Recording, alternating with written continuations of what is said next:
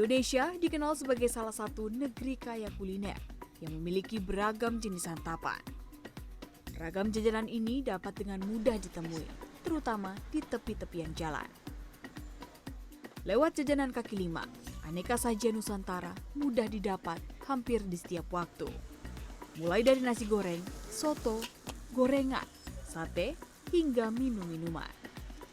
Tak hanya hidangan-hidangan lokal, sajian dari luar negara turut hadir di tengah-tengah warga, tanpa perlu khawatir soal harga.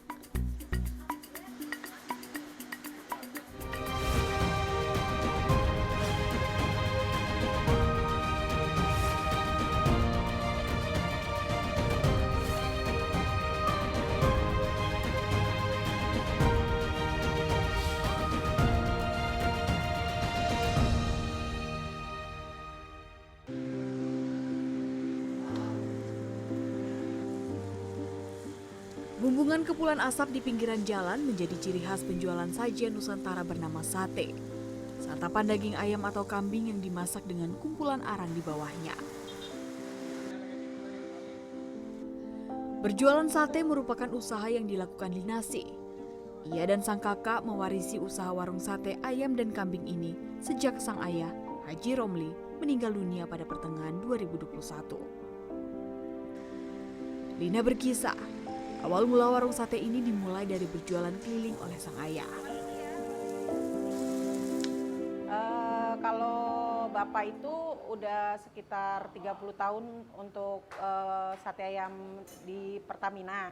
Tapi awal mulanya itu bapak tuh keliling waktu itu. Jadi itu dia keliling, masih nyari-nyari pelanggan, masih belum punya tempat di situ.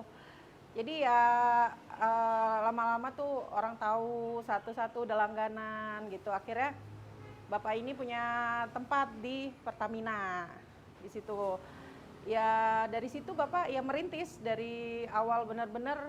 Jadi orang tahu semua, nanya dari sini-sini. Oh ini sate yang muter itu ya setiap kali lewat gitu. Jadi ya alhamdulillah dari situlah bapak jadi rame gitu. Warung sate ini telah menjadi bagian dari diri Linasi sejak didirikan ayahnya lebih dari 30 tahun silam. Lewat usaha warung sate kaki lima ini, almarhum Haji Romli mampu menghidupi keluarganya. Walau sudah berpuluh-puluh tahun berdiri, Lina berkisah tak ada resep ataupun ukuran daging sate yang diubah. Hal ini dilakukan ayahnya semata-mata ingin menjaga pelanggan yang telah dirangkul sejak masih berjualan keliling. Untuk kayak kecap juga ya, dari kecap emang nggak pernah ganti, ya itu aja dari tahun ke tahun itu.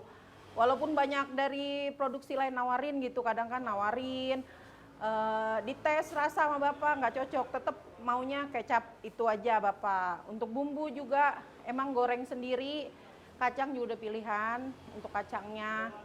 Ya itu sih cita rasanya itu aja. Jadi ayam pun juga udah langganan, dari tahun ke tahun tuh udah langganan untuk ayam.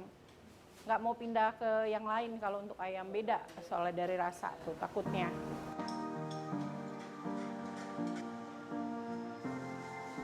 Awalnya satu porsi sate ayam dijual dengan harga Rp17.000.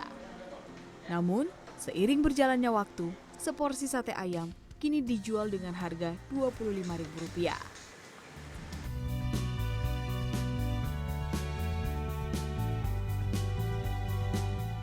Berjualan gorengan cakwe dan kue bantal di gang sempit sudah menjadi pekerjaan sehari-hari Amidin Sutikno atau yang biasa dipanggil Koh Atek.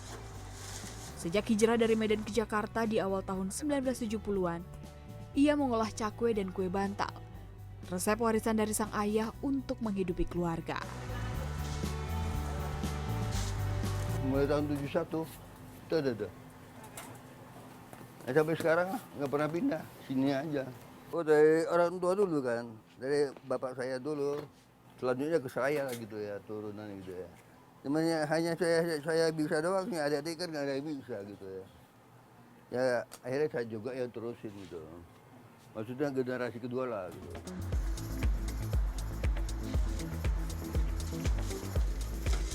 Manis asam garam sudah dilalui Koh Atek selama berjualan di kawasan Pasar Baru Jakarta ini. Selama berjualan, ia telah melewati berbagai macam krisis yang terjadi di Indonesia. Lalu kembali bangkit hingga terus berjualan hingga sekarang. Ya pernah, ya itu biasa lah kalau ada krisis, mau nggak mau harus libur, kan nggak ada orang, pengunjung nggak ada gitu ya, mau nggak mau kan, gitu. Harga cakwe dan kue bantal Koatek turut mengikuti perkembangan zaman. Kedua kudapan ini kini dijual dengan harga Rp6.000 per potong dari yang sebelumnya Rp3.000. Cakwe menjadi salah satu jenis gorengan yang bisa ditemukan di pinggir-pinggir jalan. Dalam buku kuliner berjudul Peranakan Tionghoa dalam Kuliner Nusantara, panganan ini disebut berasal dari daratan Tiongkok. Meskipun bukan kuliner asli Nusantara, cita rasa penganan ini digemari oleh orang pribumi.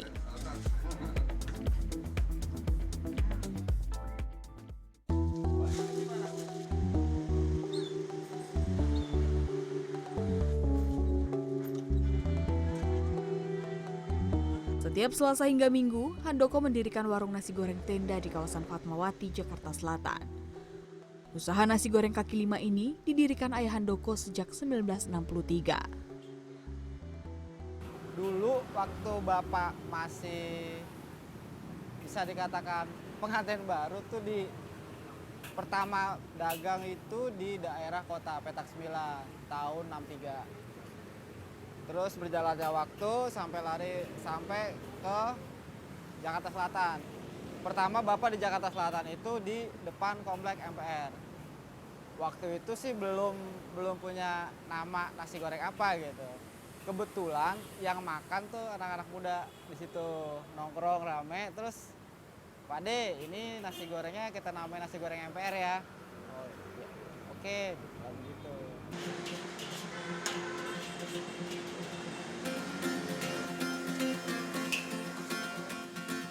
Ketidaksengajaan penamaan warung nasi goreng tersebut terus dipakai sang ayah hingga diwariskan kepada Handoko. Tak mudah bagi Handoko mempertahankan warung kaki lima nasi goreng warisan ayahnya ini. Awalnya Handoko yang bekerja kantoran tak pernah terbesit menjadi penerus satu-satunya usaha nasi goreng milik sang ayah. Ia bahkan dianggap anak yang tidak bisa masak dibandingkan saudara-saudaranya. Selama berjualan pun terkadang ia dimintai pungutan liar. Selain itu, selama melanjutkan usaha dari nasi goreng MPR, ada saja pelanggan yang sempat meragukan keaslian kedai nasi goreng yang dirintis ayahnya tersebut. Namun ia terus berjualan seperti apa yang diajarkan sang ayah. Sempat dibilang, ini MPR palsu nih. Ini MPR palsu nih. Sampai sekarang pun masih begitu. Banyak langganan-langganan almarhum bapak saya tuh yang masih, oh coba buka maskernya, oh ini anaknya, ya dulu lu suka cuci piring ya, iya dulu Pak, sekarang udah bisa masak, ya. Sampai sekarang pun masih, soalnya dulu sempat hilang kan, MPR sempat hilang di Fatmawati ini. Fatmawati ini sempat hilang karena saya buka di Pejaten, di Pasar Minggu itu, sempat 3 bulan, 4 bulan lah hilang. Akhirnya muncul lagi, ini MPR bener apa bukan? Handoko pun ingin selalu menjaga cita rasa nasi goreng andalannya ini. Walau cuma warung kaki lima, ia meyakini rasa nasi goreng yang diciptakan sang ayah akan selalu dikenang setiap pelanggan yang datang.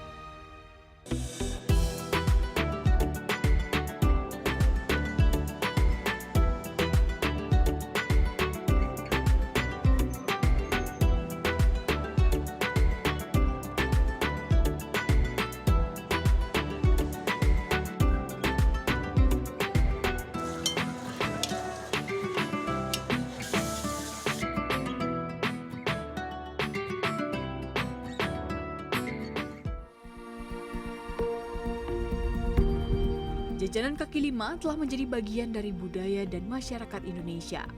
Dalam jurnal jejak pangan dalam arkeologi Kementerian Pendidikan dan Kebudayaan Republik Indonesia disebut, kehadirannya sudah ada sejak era kerajaan Mataram kuno.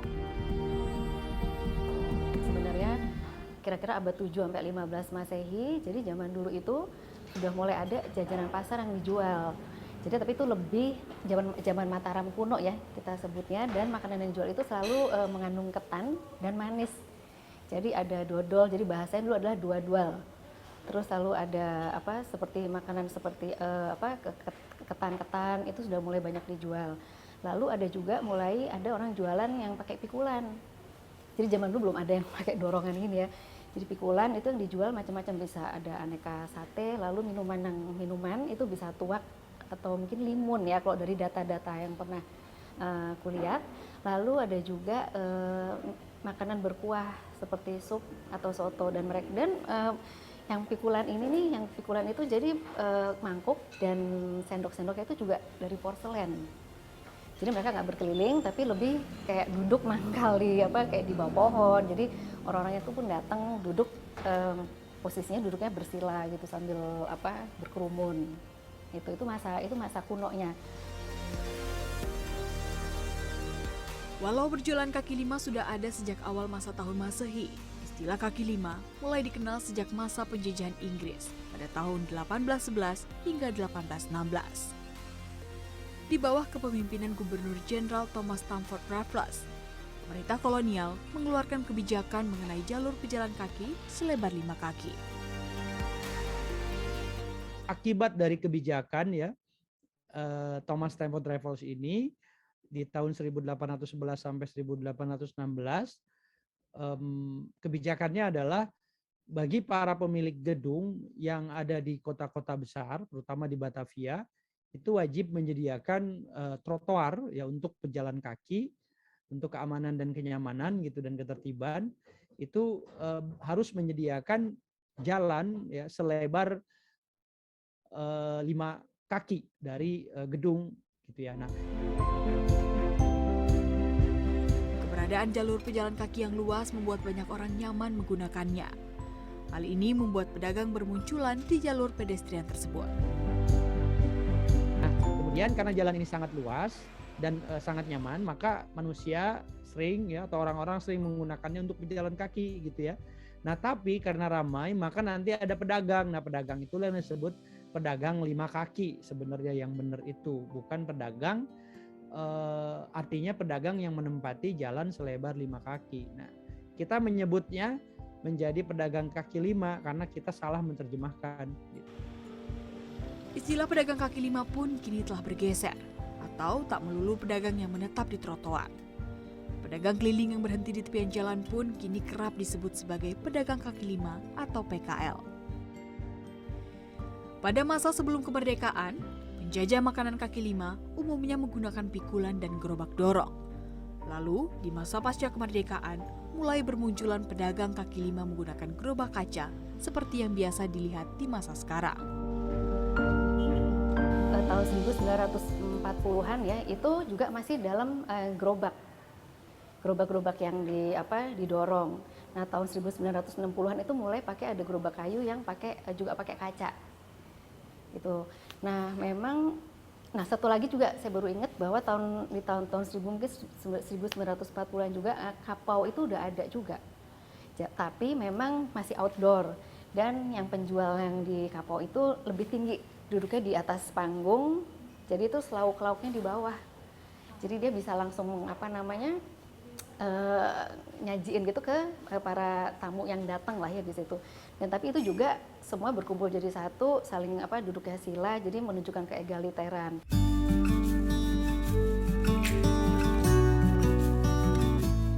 Kemunculan penjajah kuliner kaki lima tidak bisa dilepaskan dari kebiasaan orang Indonesia yang suka berkumpul dan menikmati makanan bersama di luar.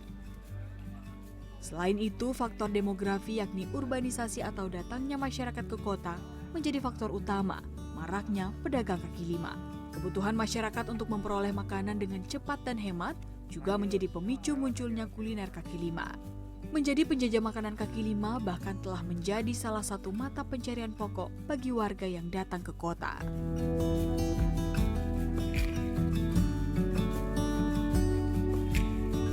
Berdasarkan data Asosiasi Pedagang Kaki Lima, jumlah pedagang kaki lima saat ini mencapai sekitar 20 juta pedagang yang tersebar di seluruh Indonesia. Pasca kemerdekaan hingga saat ini, perkembangan variasi kuliner kaki lima terus bertambah. Bahkan makanan dari negara lain semakin berdatangan ke Indonesia, seperti kuliner Thailand, Timur Tengah, Asia Timur, hingga Amerika. Kuliner kaki lima pun telah menjadi bagian dari masyarakat Indonesia. Hampir semua kalangan menyukai makanan yang dijajakan di jalanan ini. Mulai dari anak sekolah, pegawai, pejabat pemerintah, hingga presiden.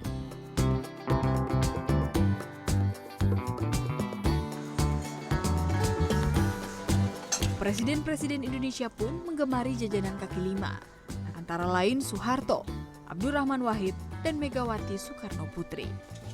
Salah satu kedai kaki lima yang menjadi langganan presiden-presiden Indonesia terletak di kawasan Menteng, Jakarta Pusat, yakni Bakmi Jawa Haji Minto.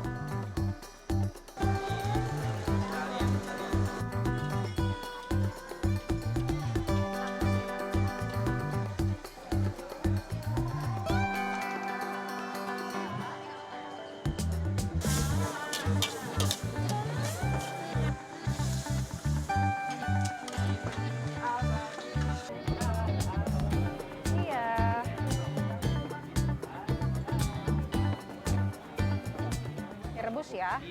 Terima kasih. Ya.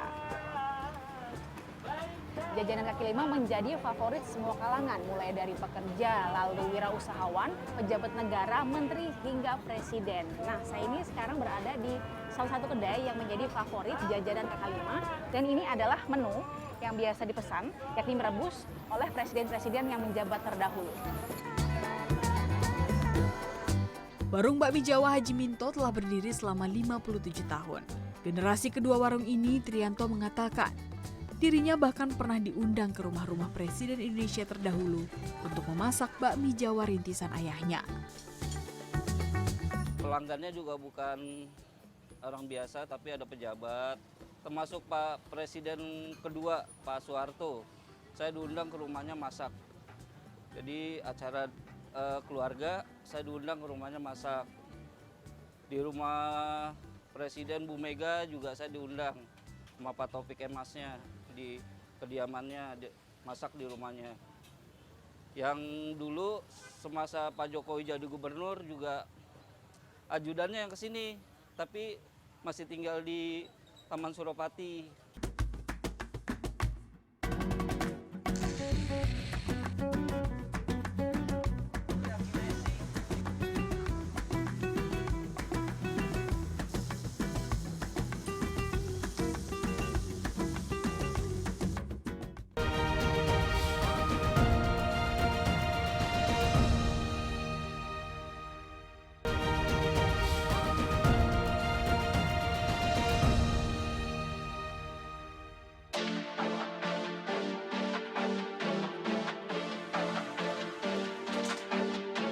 Jajanan kaki lima di Indonesia tak cuma berupa sajian Nusantara.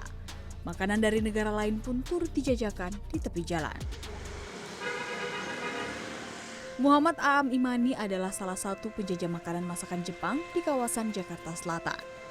Aam meneruskan usaha yang dirintis sang ayah, Suhardi, sejak 1996. Konsep kaki lima sengaja dipilih agar mudah diterima masyarakat di Indonesia yang erat dengan penganan kaki lima. Yang membuat ini adalah papaku. Beliau dulu kebetulan pernah kerja di restoran Jepang. Lalu restoran tersebut bangkrut. Nah, dari bosnya tersebut, beliau dikasih motivasi dan dikasih modal untuk buka usaha sendiri. Akhirnya, papaku terbentuklah makanan namanya roku-roku. Menjajakan masakan Jepang di Indonesia tidak semudah membalikan telapak tangan. Walau sesama makanan Asia, ada perbedaan cita rasa yang tidak bisa diterima orang Indonesia. Aam pun harus menyesuaikan rasa agar bisa diterima lidah orang Indonesia. Kalau dibilang kenapa kita bisa bertahan, Sebenarnya filosofi papa saya adalah makanan Jepang tapi dengan citra rasa Indonesia. Contohnya saja dari mayonesnya. Kebanyakan orang Indonesia rata-rata tidak suka mayones karena keasamannya yang terlalu tinggi gitu. Nah, kita buat mayones ini menjadi lebih manis sehingga disukai orang-orang Indonesia. Begitu juga dengan makanannya. Kita buat lebih gurih, pokoknya lebih citra rasanya Indonesia dari situ. Seperti jajanan kaki lima lain di Indonesia, Aam menjajakan makanan Jepang kaki lima ini dari sore hingga malam hari. Harga makanannya dimulai dari harga 10.000 hingga 40.000. Bermula dari jajanan kaki lima, usaha makanan Jepangnya kini memiliki omset di atas 100 juta rupiah per bulan. Serta memiliki 3 cabang di kawasan Jabodetabek dengan jumlah pekerja 25 orang.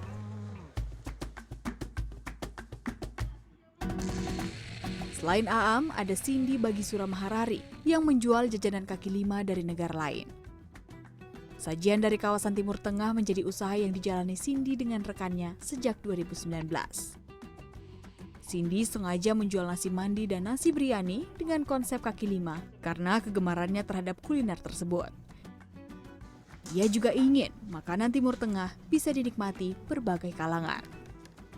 Sebenarnya kalau misalnya pertama kali berdirinya itu ya Mbak ya, itu April 2019. Nah, tapi kalau historinya kenapa buka, itu belum langsung belum gerobakan kaki lima.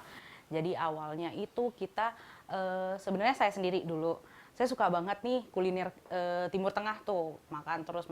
Tapi kalau as we know ya dulu tuh kuliner Timur Tengah itu bisa harganya di atas 80-an atau 100-an. Dan akhirnya kan ya namanya juga anak muda kayak mikirnya kok mahalan tapi enak gitu. Dicoba-coba bikin sendiri, akhirnya bikin sendiri, bawa ke kantor, teman-teman nyoba, terus habis itu teman-teman juga bilang, udahlah buka PO aja Sin gitu kan. Buka PO, akhirnya buka PO nih, tadinya 1 minggu sekali, terus intens jadi 2 minggu sekali, akhirnya berpikir dibisnisin aja kali ya gitu kan. Akhirnya aku bisnisin, coba buat yang kecil-kecilan dulu, akhirnya cari tempat di pinggir jalan dan waktu itu konsepnya belum ada tuh. Usaha yang dirintis Cindy bersama rekannya ini mengikuti cita rasa lidah orang Indonesia. Salah satunya adalah penyesuaian penggunaan rempah di dalam nasi mandi agar mudah diterima lidah orang Indonesia. Awal sih memang bikinnya rasa yang seperti di luar negerinya itu. Cuma lama-kelamaan kok kayaknya akan susah nih diterima sama masyarakat sini. Akhirnya aku coba untuk diamalgamasiin gitu ya, dicoba-coba, dikurangin bumbu-bumbu yang sangat menyengat. Kan memang kalau untuk Middle East, itu bumbu-bumbunya terkenal yang memang berempah banget gitu ya. Dan kenapa aku milih juga kuliner Timur Tengah ini, kayak kita tahu ya Mbak, kalau di Indonesia ini deket banget nih budayanya sama Timur Tengah.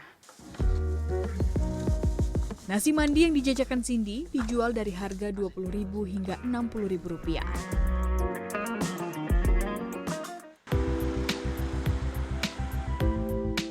Perkembangan kuliner kaki lima di Indonesia turut merambah inovasi gerobak jualan. Hal ini terlihat dari yang dilakukan Ahmad Heru Indarto, seorang pedagang pecel di kawasan Bekasi, Jawa Barat. Heru menciptakan gerobak hidrolik, yakni gerobak jualan kaki lima yang memiliki tempat makan, tempat memasak, tempat menyajikan makanan dalam satu kesatuan. Lewat gerobak ini, ia ingin menciptakan suasana yang lebih nyaman antara dirinya dan pembeli. Gini alasannya, setelah kita nyaman, nah tentunya konsumen yang datang pasti nyaman. Karena apa? Karena kita akan bisa melayani atau mempersiapkan dagangan kita dengan cepat. Makanya terpikir itulah saya gimana gerobak full peralatan, ya kan, kemudian banyak pernik-perniknya, tapi semua berkaitan dengan kerjaan kita. Contoh ada penggorengan di dalam waktu itu, ada kompornya di dalam, terus kemudian tempat nasi, ya kan itu ada di dalam semua, kita hanya main hidrolik ya, jadi dia kebuka, jadi nggak perlu di atas menemuin meja begitu. Terus kemudian saya siapkan ada mejanya langsung dengan sistem dilipat-lipat. ya kan? Ada dorongan yang saya manfaatkan untuk rak, bisa untuk taruh peyek. Karena saya jualan pecel, jadi perlu peyek. Gerobak hidrolik ini memiliki ukuran panjang 2 meter, lebar 80 cm, dan tinggi 2 meter. Secara keseluruhan, gerobak ini memiliki berat 300 kg dengan menggunakan bahan berupa kayu jati, besi, dan triplek. Ia pun berharap inovasi gerobak hidrolik miliknya bisa menginspirasi orang lain. Lewat inovasi ini, stigma makanan kaki lima yang terkesan kotor dan kumuh ingin dihapuskan. Sebab jajanan kaki lima adalah sebuah budaya dari zaman nenek moyang yang selalu ada, berlanjut dari satu generasi ke generasi.